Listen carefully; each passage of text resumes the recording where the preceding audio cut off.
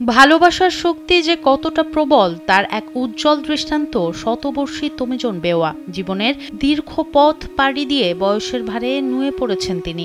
স্বামী মারা গেছেন 2 যুগ আগে, কিন্তু মনের মণিকোঠায় তাকে বাঁচিয়ে রেখেছেন আজও। সম্বল বলতে ছিল স্বামীর ভিটায় 4 শতাংশ জমির ওপর 2টি টিনের ঘর, কিন্তু সর্বনাশা এক ঝড়ে তমিজন বেওয়ার শেষ আশ্রয়টুকু লণ্ডভণ্ড হয়ে যায়। তবুও স্বামীর ভিটার মায়া তিনি ছাড়তে পারেননি। তাদের কোনো ঘর নাই, ঝড়ে ঘরটা ভাঙি গেছে। তারপরে কিছুদিন দীর্ঘদিন থেকে কষ্ট করে আছে। এখন আমরা একটা ছাপড়া তুলে দিছি, কাগজ দিয়ে কোনো মতে থাকে। শীতকালে অনেক কষ্ট হয়। নীল মজাদার গোলমার্ক বক্স, কুরমুরে বাইটে ফুরফুরে লাইফ। গত ঝড়ে যে ঘরটা ছিল, এই ঘরটা ভেঙে গেল ঝড়ি বৃষ্টিতে। এখন তুফান বাতাস ছিল, এইটা আর কি চলে গেল ঝড় বৃষ্টিতে। এখন ওই চালাটা আবার কিছুক্ষণের মধ্যে অল্প একটুর মধ্যে তৈরি করিয়া ওই চালার মধ্যে ছিল। এখন সেলর ওই থাকা অবস্থায় এবার যেটা আবার একটু বাতাস ঝড় বৃষ্টি আসলো, ওর মধ্যে আর কি ভেঙে চুরমাচার হয়ে গেল। এখন সে পড়িয়াছে খোলা জায়গায়।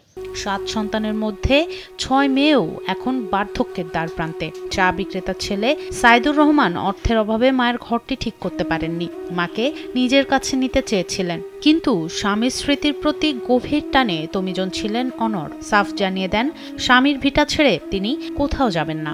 বিগত কয়েকদিন আগে একটা ঝড়ের কবলে পড়ে তার ঘরটা চূর্ণ বিচূর্ণ হয়ে যায়। এখন অনেক কষ্টে দিন কাটাচ্ছে। এলাকাবাসী একটা চালা তুলে দিয়েছে, সেই চালায় আছে। এখন এটা আমরা স্থানীয় ছাত্রদলের কাছে এই সংবাদটা পৌঁছাই। সংবাদটা পৌঁছার পরে জেলা ছাত্রদল, ইউনিয়ন ছাত্রদল সবাই মিলে একটা ঘর তুলে দেওয়ার উদ্যোগ নিয়েছে। নিরুপায় হয়ে এলাকাবাসী পাশে একটি ছোট্ট ঝুপড়ি বানিয়ে দেন। হাড় কাঁপানো শীতে সেই ঝুপড়িতেই জবুথবু হয়ে দিন কাটছিল তার। আর সারাদিন অশ্রু সজল চোখে তাকিয়ে থাকতেন স্বামীর বিধ্বস্ত ঘরের দিকে। বয়সের ভার আর তীব্র শীত কোনোটি তাকে টলাতে পারেনি স্বামীর ভিটা থেকে। আমার যে দাদি যে ঘর ভাঙি বসছে, এখন শুনবে এলেছি ছাত্রদল থেকে গুলো লোক আছে, ছেলে পেলে আছে গুলো আসি আবার যে দাদির ঘরটা তুলি দিবে আছে। আমরা গ্রাম বেশি কিন্তু নাতি এইটা এখন আসিয়া মগন ঘরটা তুলি দিবে আছে। আমরা এখন খুব খুশি। আমার শাশুড়ি ঝড়ে ঘর ভাঙি গেছে, আমরা করতে পারি নাই। ধানের শিশালার ঘর করি দিছে, এতে আমরা খুশি। অবশেষে এই অসহায় মায়ের কষ্ট ছুঁয়ে যায় স্থানীয় ছাত্র নেতাদের হৃদয়ে। স্থানীয় ছাত্রদল নেতারা এই হৃদয় বিদারক দৃশ্য দেখে এগিয়ে এলেন। ঘর ভাঙি গেছে, সবার ঘর তুলে দিয়েছে, ধানের শেষে সবার ঘর তুলে দিয়েছে। আমি খুব খুশি। জেলা ছাত্রদলের সাধারণ সম্পাদক জাহাঙ্গীর খান বিষয়টি জানতে পেরে মানবিকতার হাত বাড়িয়ে দেন। ছেলের আর্থিক অক্ষমতা যেখানে মাকে কষ্ট দিচ্ছিল, সেখানে ছাত্রদলের নেতারা সম্পূর্ণ নিজস্ব অর্থায়নে তমিজন বেওয়ার সেই প্রিয় ভিটাতেই নির্মাণ করে দিলেন নতুন টিনের ঘর। আপনারা সকলে হয়তো দেখতেছেন যে ঘরে একটা ছালা করে দিয়েছে।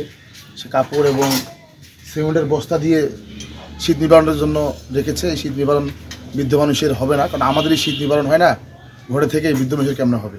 সেরকম একটা ঘর তৈরি করে দেবো, উনি যেন ওনার শেষ বয়সটা ওই ঘরেই কাটাইতে পারে। তমিজন বেওয়ার বাড়ি লালমনিরহাট সদর উপজেলার মহেন্দ্রনগর ইউনিয়নের কাজীর চওড়া এলাকায়। স্বামীর স্মৃতি বিজড়িত ভিটায় নতুন ঘর পেয়ে এখন চোখে মুখে স্বস্তির হাসি শতবর্ষী এই বৃদ্ধার। সোনম সিদ্দিকী, কালবেলা।